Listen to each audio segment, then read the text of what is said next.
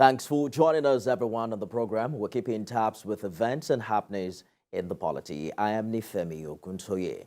President Bola Tinubu is now in New York for the high-level meetings of the 78th session of the United Nations General Assembly.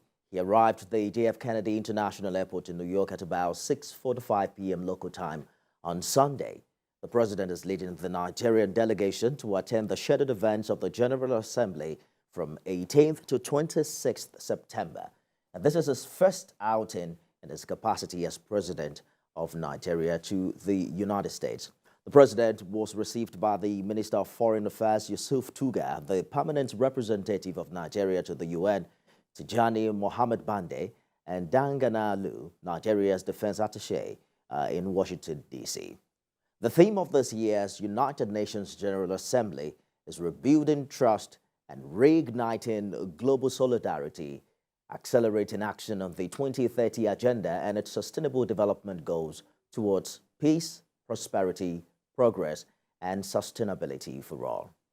President Tinubu, in his inaugural statement to the Assembly, will be addressing world leaders in the evening of Tuesday at about 6 p.m. local time. He will be the 5th African leader to speak on day one of the gathering and the 14th speaker out of 20 leaders slated to speak tomorrow. Also, President Tinubu is slated to participate in the high-level dialogue on financing for development, high-level meeting on pandemic prevention, preparedness, and response, as well as the UN Secretary-General's Climate Ambition Summit, high-level meeting on universal health coverage, high-level panel on reform of the global financial architecture, amongst several others. In New York, President Tinubu is also scheduled to hold several bilateral meetings with world leaders, including the presidents of the European Union Commission, Brazil, and South Africa. But what's the significance of the United Nations General Meeting? Well, we know it's the main policy organ of that organization, comprising all member states. It provides a unique forum for multilateral discussion of the full spectrum of international issues covered by the Charter of the United Nations. The General Assembly is also the main deliberative, policy-making, and representative organ of the UN, comprising all 193 member states. It provides a unique forum for multilateral discussion of international issues, including peace and security.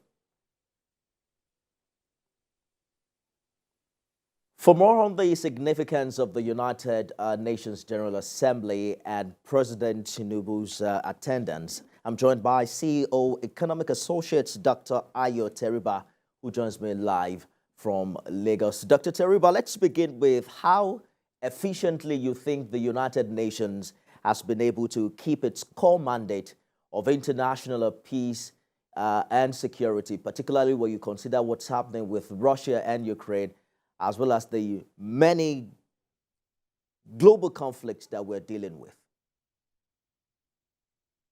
Well, you have to commend the United Nations for maintaining global peace, global harmony.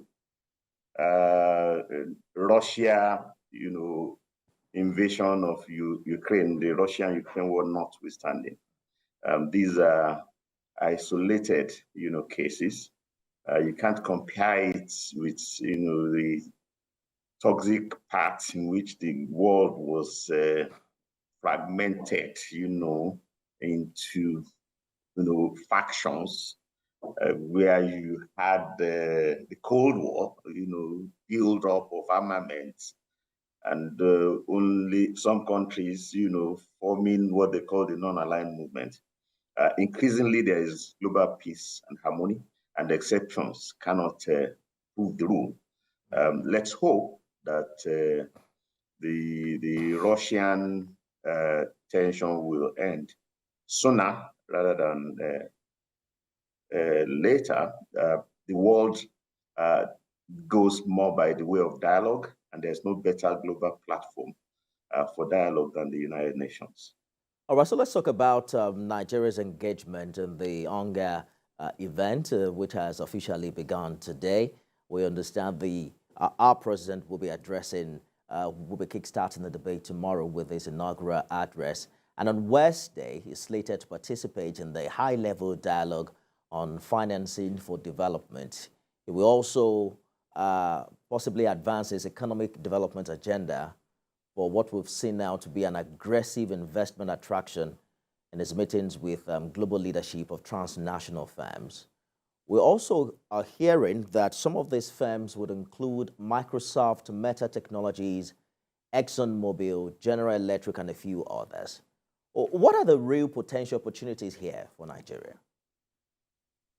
Well, this is presenting a very good opportunity for Nigeria to reconnect and reintegrate into the global mainstream, that is today being driven more by investment flows than by goods and services flows.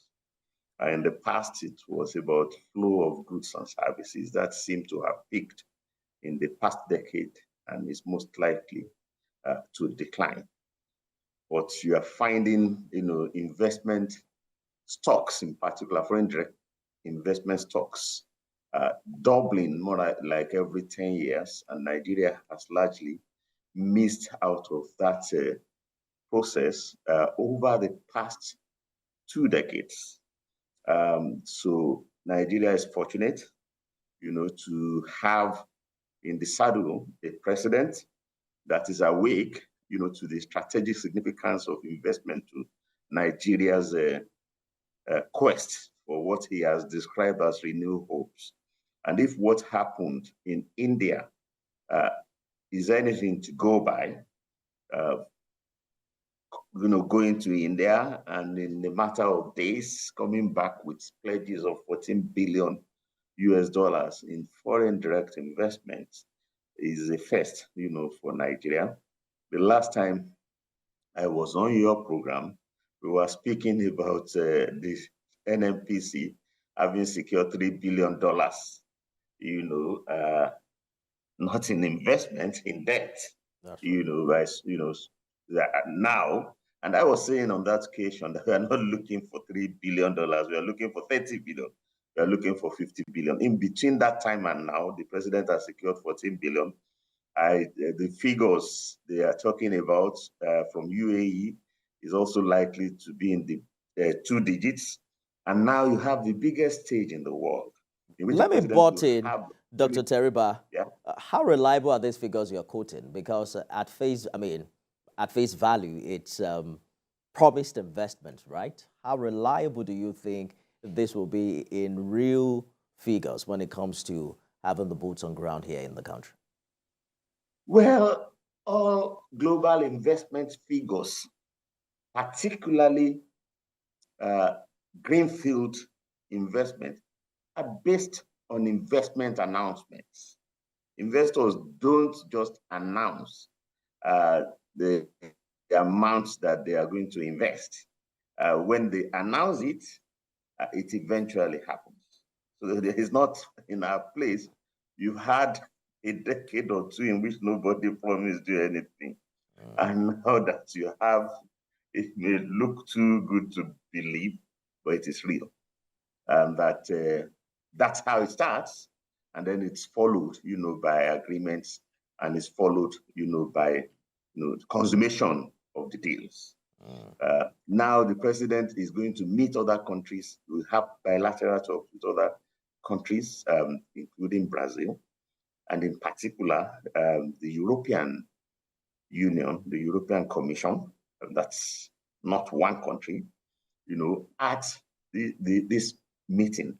And it should present, very valuable opportunities. We can replicate what we did in India or with in UAE with some of these countries. And then the president is also meeting, as you have mentioned, the leadership of several transnational, companies.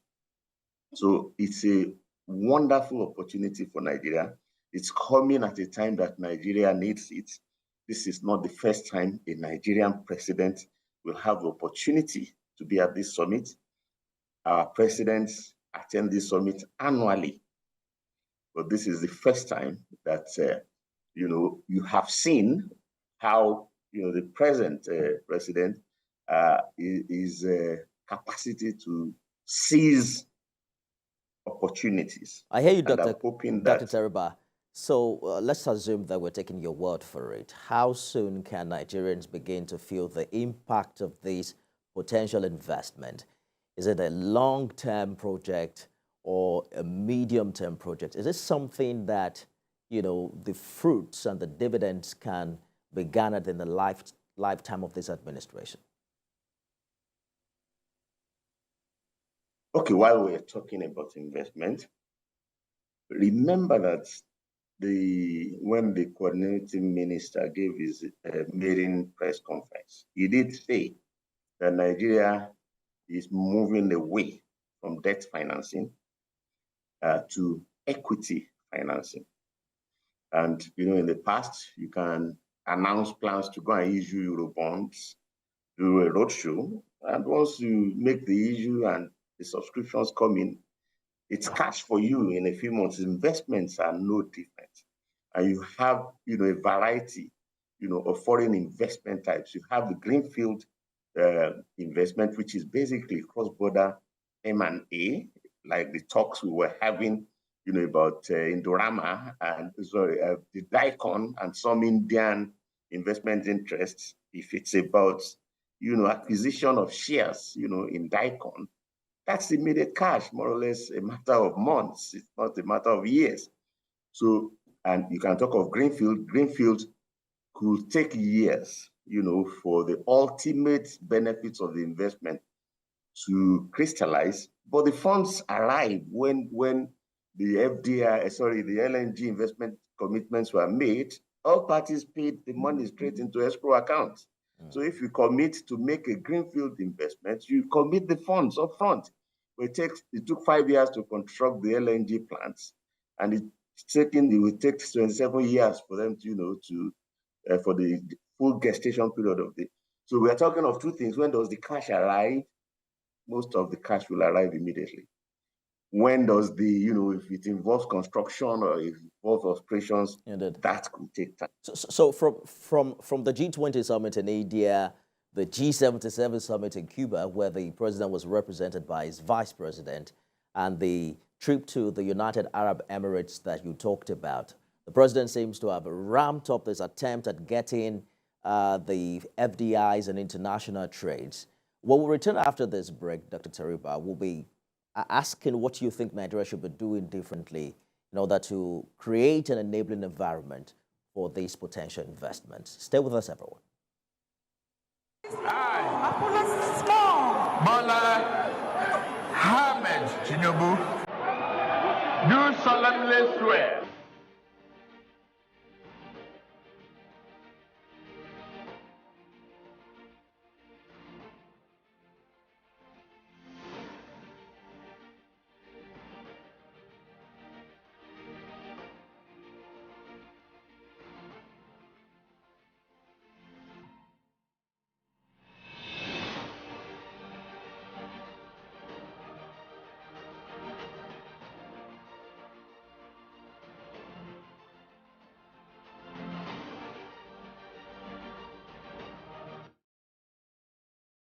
Ayo Teriba is the CEO, Economic Associates. He joins me on the program this evening to discuss the United Nations General Assembly, as well as the prospects Nigeria have in the ongoing summit in New York. Thank you for staying the course of the program this evening. So there's a reason why Nigeria hasn't been, quite frankly, an investment destination for most countries of the world.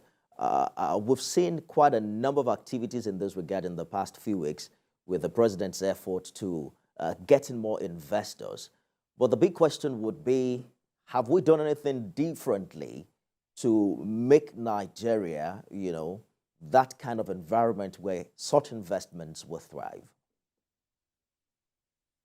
Very good question.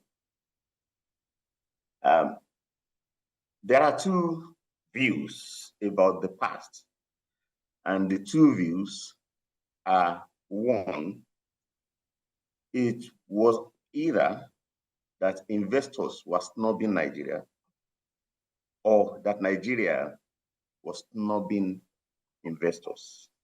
And you are implying that Nigeria has to do something differently, for investors not to snub. So which means you believe that investors did snub Nigeria. Investors never snubbed Nigeria. The opposite is true. Nigeria snubbed investors. Nigeria preferred creditors to investors. At home and abroad, Nigeria never, investors give you equity. Nigeria never offered any equity issue. We would prefer to go to Eurobonds and issue debt, than announce equity.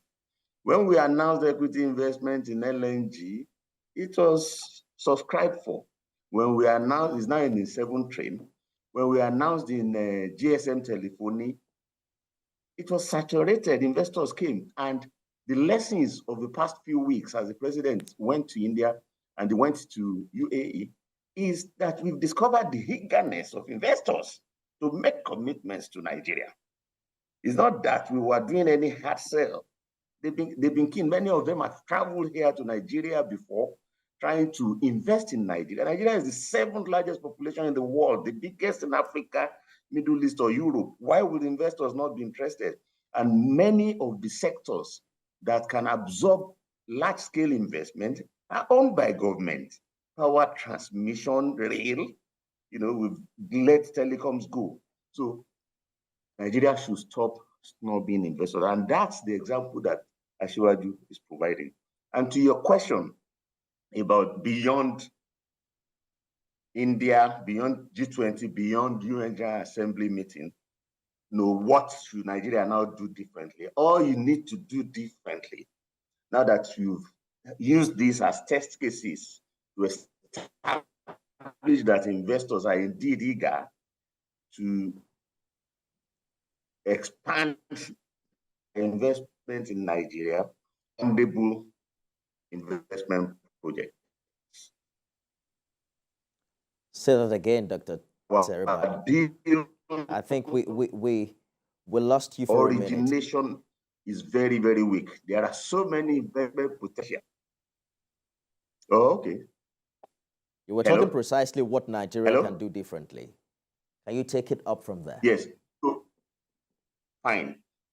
Let's take what happened in India and in UAE, and presumably what we'll see happen in UNGA as, test cases that have confirmed the abiding interest of investors in Nigeria.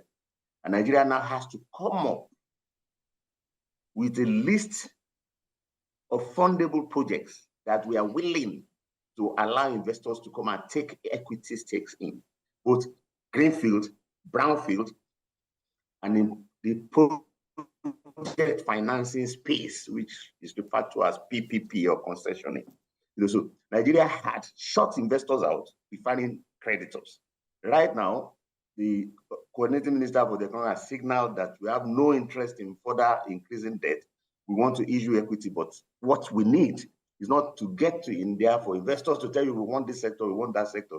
Let's come up with our own list of the investment opportunities. That if investors do bring the funds, they can invest in them. I'm also wondering if there are, if there are ways to better take advantage of these potential investments. For instance, they will say Nigeria has relatively some of the cheapest labor you can get anywhere in the world. What's there for the Nigerian people in the short term if, for instance, there are new businesses, new corporations setting up in this part of the world? Right. Well, in some sectors, they are looking for cheap labor. In some sectors, they are not even looking for cheap labor. They are looking for skills. And the world knows, the wealth of Nigeria, the biggest wealth that Nigeria possesses is human capital. It doesn't have to be cheap. It only has to be available and capable. So come up with a list. If Saudi, started on this journey around 2016, 2017. They came up with what they described as too.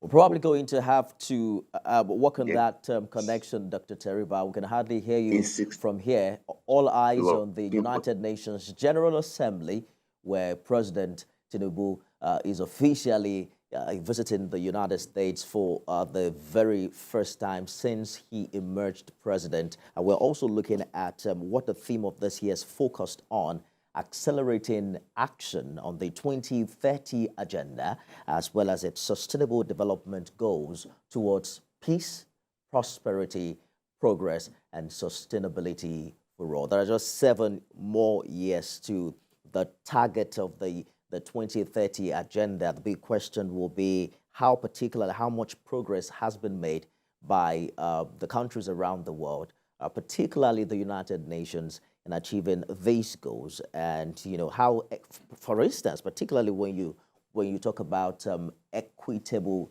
prosperity for all, and if there is genuineness on the part of the West, for instance, to also reach out to the African continent. A lot will be talked about, particularly when President Tinubu gives a speech tomorrow at the once the debate is open. Is expected to also participate in some high-level dialogue on financing, high-level meeting on pandemic prevention, preparedness and response, as well as the UN Secretary General's Climate Ambition Summit, where a lot is expected to be mentioned about Nigeria's role and how we can do better in that regard.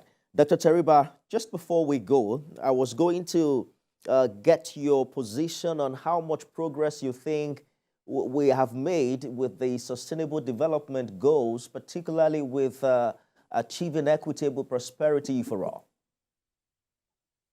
Oh, well, we are very familiar with the situation in Nigeria's economy as the current administration met it. And, the coordinating minister for the economy said they didn't meet the economy in a very good state. So let's concentrate on the now and what the current administration should do towards meeting the sustainable development. I was even referring to the, attempt or perhaps the plans of the United Nations itself, all of the over 193 countries of the UN. How much progress do you think the world has made in that regard, particularly from, the developed countries of the world? Significant progress on a global scale. But you see, you have to put countries in, the 3 categories, developing countries who are leading in the process of meeting the sustainable development, the ones who are following, and the ones who are lagging. And I'm afraid, if any of the indicators, the government itself has no money, if you have foreign exchange crisis, if you have double-digit inflation device, etc., it's not surprising if you say Nigeria is among those who are lagging with the poverty figures, with the unemployment figures. So the world is making progress. Developing country after developing countries are advancing. Nigeria needs to join that bandwagon. Basically, that would be my... Dr. Ayo Teriba, CEO, Economic Associates. I'm afraid that's our time this evening. Thank you for joining us. We're looking forward to how much gains Nigeria will make this time. That's our show today. You can watch a repeat broadcast at midnight and at 6 a.m. tomorrow. I am Nifemi Oguntoye.